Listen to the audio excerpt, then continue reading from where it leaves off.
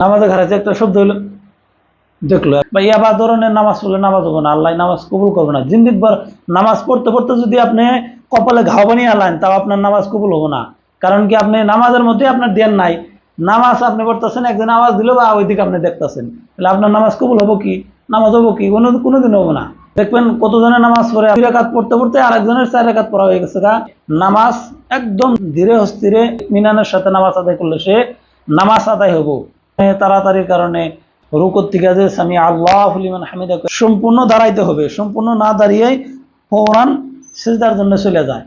প্রথম সিজদা থেকে দ্বিতীয় সিজদার জন্য যে সম্পূর্ণ বসতে হবে, না বৈশাই ফৌরান আবার দ্বিতীয় সিজদার জন্য চলে যায়, এরকম কাজ করা যাবে না। প্রথম সিজদা করে নেই, দ্বিতীয় সিজদার জন্য সুন্দরভাবে বসতে হবে। বৈশা পারলে এখানে দোয়া আছে, দোয়াটি পড়বেন, না দিলে সুন্দরভাবে বৈশা তারপরে দ্বিতীয় সিজদার জন্য চলে যাবেন। এইভাবে নামাজ আদায় করতে হবে।